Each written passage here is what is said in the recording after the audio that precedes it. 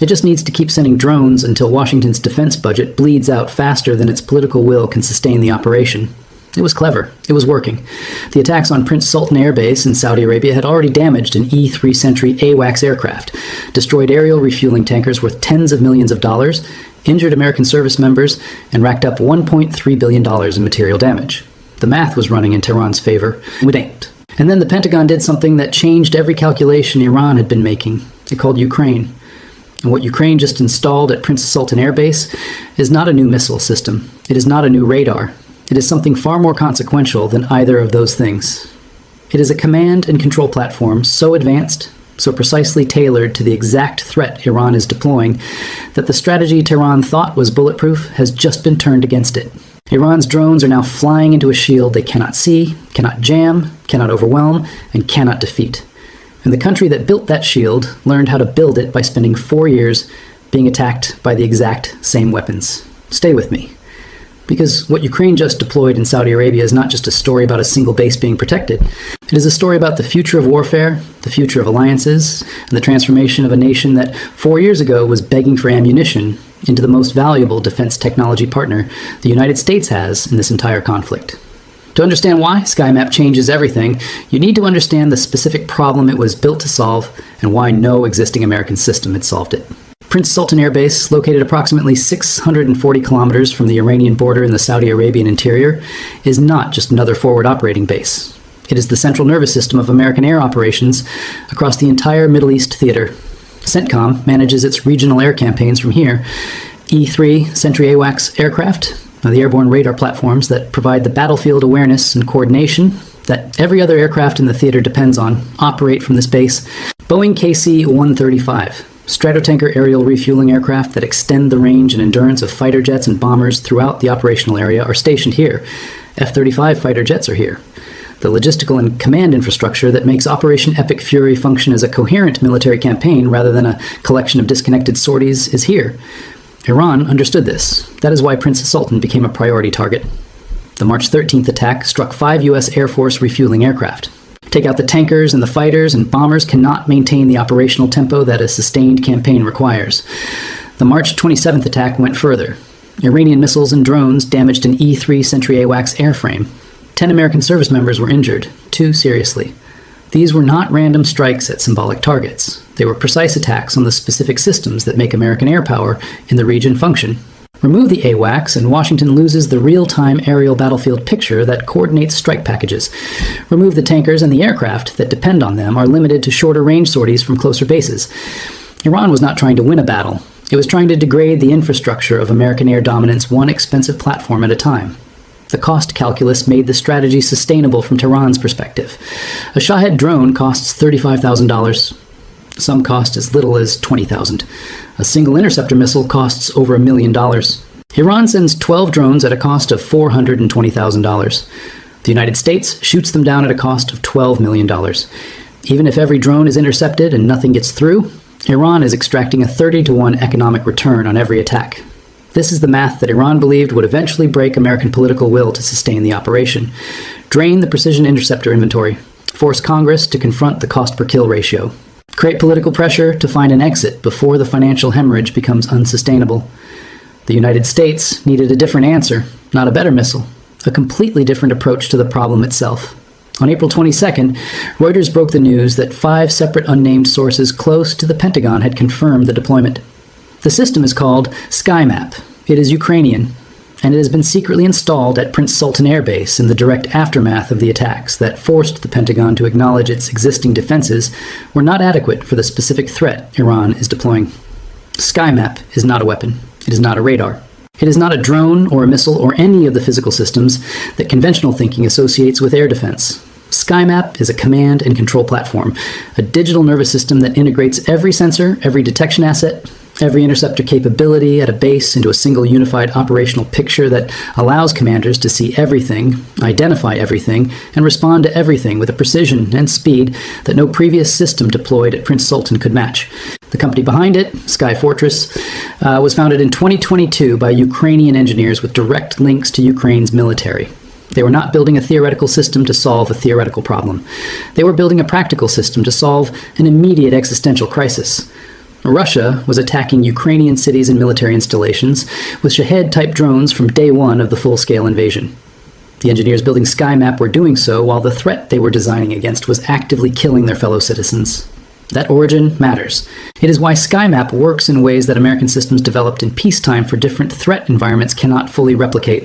What SkyMap actually does, described in operational terms, is this. It pulls inputs from acoustic sensors, radars, and live video feeds from Ukraine's own surveillance drones into a single integrated digital interface that creates a real-time picture of the entire aerial battlefield. The acoustic sensors, a network that began with approximately 10,000 units deployed across Ukraine and has since expanded significantly, capture the specific engine noise signatures of incoming drones at distances and altitudes where radar coverage is incomplete or absent. The critical innovation isn't what happens after detection. SkyMap does not simply alert operators that something is coming. It identifies what is coming. This distinction is the difference between the old mathematics and the new mathematics. Under the old system, an alarm triggers and the response is automatic. Interceptor fires. Expensive missile destroys cheap drone. The cost ratio runs in Iran's favor. Under SkyMap, the identification happens first. Is this incoming threat a Shahed drone at $35,000? Or is it an Iranian ballistic missile at orders of magnitude higher cost? The answer to that question determines which response asset is appropriate. You do not waste $1 million interceptor missile on a $35,000 drone when a much cheaper counter-drone system can handle it. You do not send a cheap interceptor against an incoming ballistic missile that requires the full capability of a Patriot battery. Resource management at this level of precision is not possible without real-time identification. SkyMap provides real-time identification, which means the United States can now apply the right response to the right threat at the right cost, rather than defaulting to expensive interceptors for every alarm regardless of what triggered it. The system that Prince Sultan had before SkyMap's arrival was the Forward Area Air Defense Platform, known as FAAD, developed by Northrop Grumman in the 1990s. FAAD can detect incoming threats. It was designed in an era when the primary threats were mortars and rockets, not swarms of autonomous one-way attack drones operating at low altitude using flight profiles specifically designed to defeat radar detection. FAAD is not obsolete, but it was built for a different threat environment, and the threat environment at Prince Sultan in 2026 is precisely the one that SkyMap was built to address. The Pentagon did not simply upgrade its air defense, it replaced the entire command and control architecture with one that was purpose-built for the exact threat it is facing, built by people who have been living inside that threat for 4 years. The math now runs the other way. Ukraine's battlefield experience with Shahed-type drones produced something beyond SkyMap. It produced a family of interceptor drones costing as little as $1,000 per unit. $1,000. Against a Shahed that cost $35,000, against the interceptor missiles that previously cost over $1 million each. The cost ratio that Iran built its strategy around has been inverted completely. Iran sends 12 drones at a cost of $420,000. Under the old system, the United States spends $12 million shooting them down. Under the new system, guided by SkyMap's real-time identification and queuing, cheap interceptor drones handle the Shahed threat at a fraction of the previous cost, while expensive interceptor missiles are preserved for the threats that actually require them. The Department of Defense announced on April 6th that Joint Interagency Task Force 401 had committed more than $600 million to counter drone programs. $350 million of that was already committed during the first month of Operation Epic Fury, precisely the period when Iran's attacks on Prince Sultan were demonstrating the inadequacy of existing defenses. The investment is going toward exactly the capability shift that SkyMap enables. Additionally, the United States invested over $5 billion in September 2025 in a contract with Raytheon for Coyote interceptor drones, running through 2033. A single Coyote costs approximately $125,000. Not as cheap as Ukraine's $1,000 interceptors, but capable of handling both aerial and marine drone threats, and dramatically cheaper than the $1 million missiles that were previously the primary response tool. Current production runs at about 100 Coyote drones per month, with capacity expansion planned to reach 40,000 units over the contract period. SkyMap integrates with the Coyotes. It integrates with acoustic sensors. It integrates with radar coverage. It integrates with live surveillance feeds. Everything feeds into a single operational picture that allows the right response to be deployed at the right moment against the right threat. Iran's mathematical strategy has been answered with better mathematics. And the answer came from the country that Ukraine built while being attacked by the same weapons Iran is now deploying against American bases. Now look at what SkyMap's deployment at Prince Sultan means beyond the immediate tactical picture. Because there are strategic dimensions to this that reshape relationships across multiple theaters simultaneously. First, the relationship between Ukraine and the United States. The past year has seen that relationship tested in ways that created genuine uncertainty in Kiev about how much Washington could be counted on. Clashes with the Trump administration over negotiating positions, over the pace of weapons transfers, over the conditions attached to various forms of support, left Ukraine repeatedly needing to demonstrate its value to an American administration that frames relationships in transactional terms. Ukraine's response to that transactional framework was not resentment. It was strategy. When Operation Epic Fury began, Ukraine was among the very first nations to step up and offer practical assistance.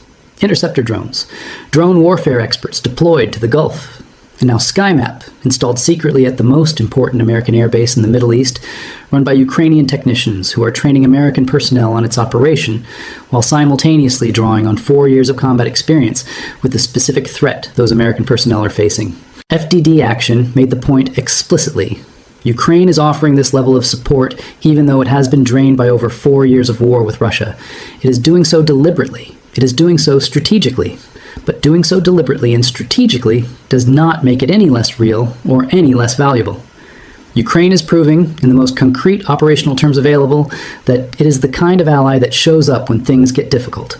Congress should take note. FDD Action argues, Ukraine is not just a recipient of American security support. It is a provider of capabilities that the United States needs and does not have.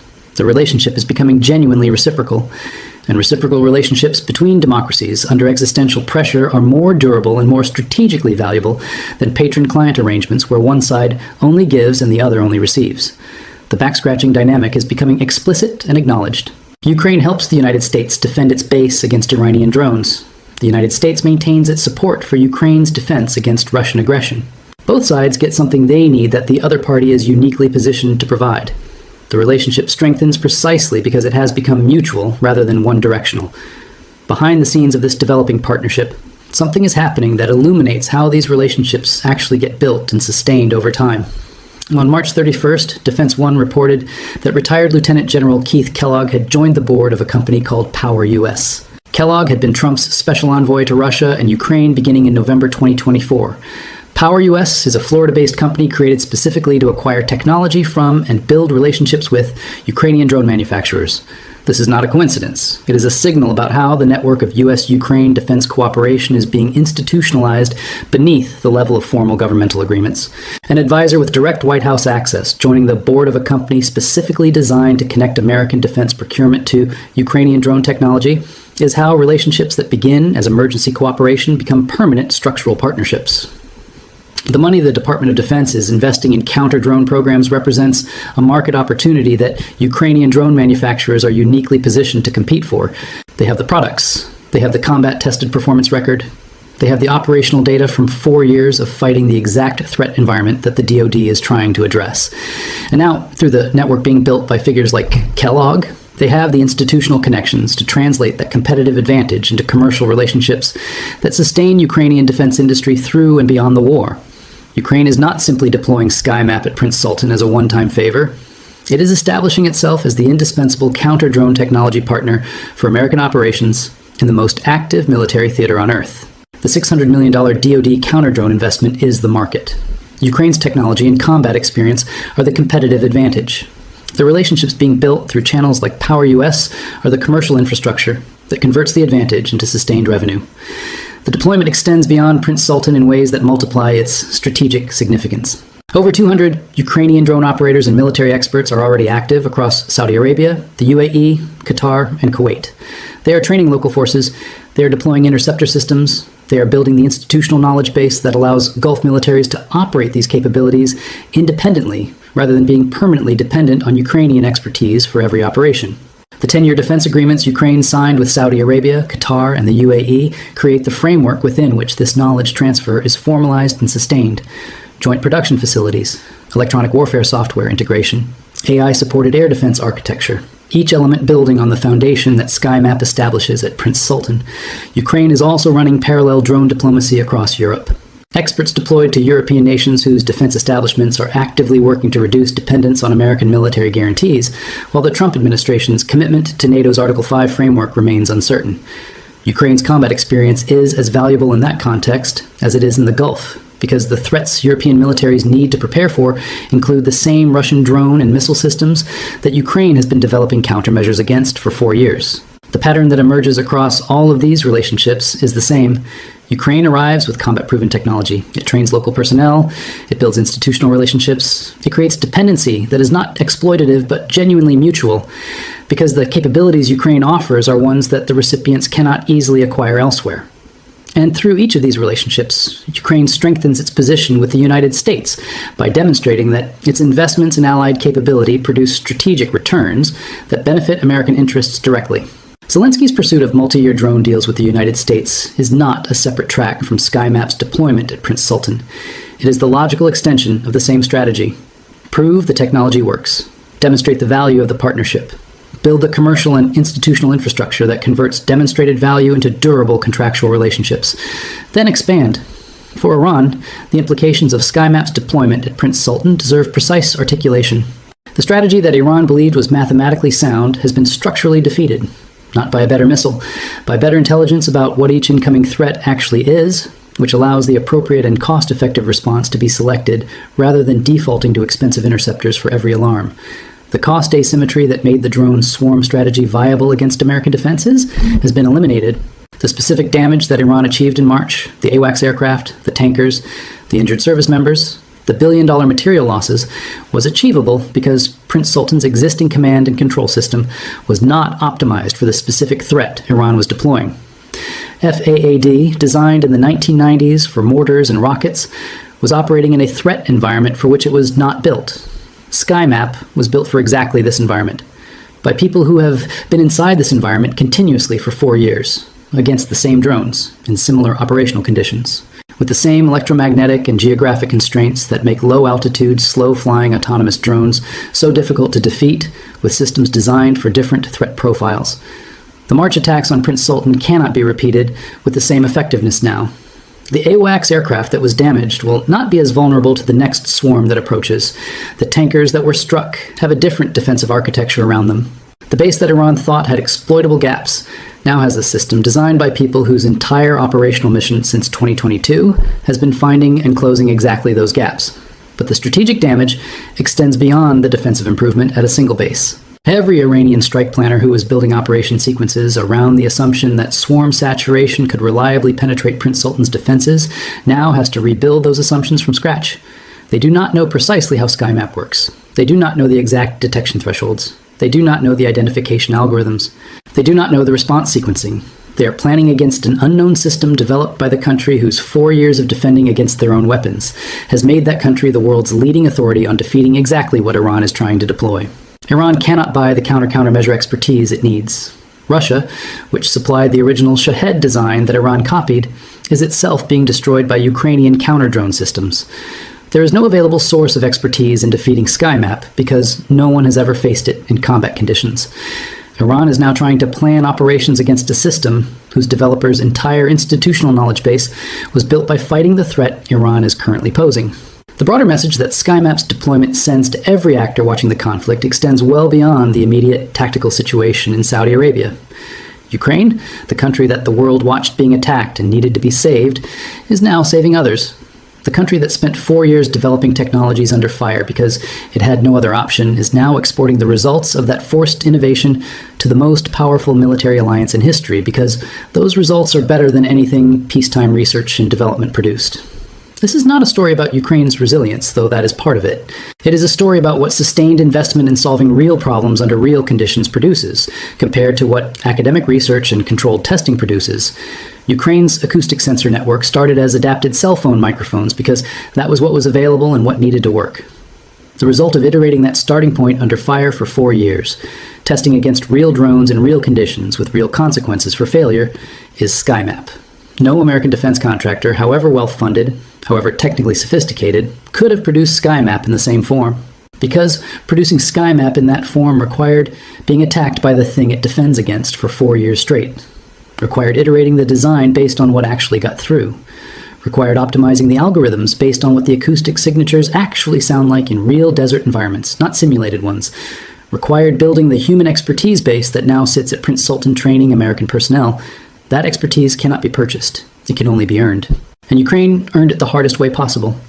What the Pentagon recognized when it made the call to Ukraine is not simply that SkyMap is a good system, it is that SkyMap is the right system for this moment, in this theater, against this threat.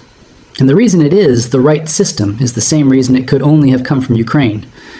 The impenetrable shield is up at Prince Sultan Air Base. The acoustic sensors are listening in patterns that Iran's strike planners do not know. The identification algorithms are running in real time against every incoming signature. The integrated picture is flowing to operators who have been trained by people who built their expertise, surviving 4 years of exactly what Iran is now sending. The drones that Iran sends are still arriving. But they are arriving into a system that sees them earlier, identifies them more precisely, and responds to them more cost-effectively than anything Prince Sultan had before April 22nd. The math that made Iran's swarm strategy viable has been replaced with different math that Ukraine wrote in the fires of its own war and that the United States is now deploying, and Iran has no answer for SkyMap. Not because the system is invincible in any absolute sense, but because building an answer requires the kind of operational experience with the system's specific capabilities that can only be gained by operating against it. And the only way to operate against SkyMap is to send more drones into the base it is defending. Every drone Iran sends now generates data that makes SkyMap better. Every attack teaches the system something new. Every swarm that is successfully identified and defeated refines the algorithms, validates the acoustic signatures, and improves the response sequences. Iran is not just failing to defeat the shield. Every attempt to defeat it is making the shield stronger. Ukraine spent 4 years in that exact position against Russia. It knows precisely what it feels like to be the side improving the system under fire. It also knows exactly what it produced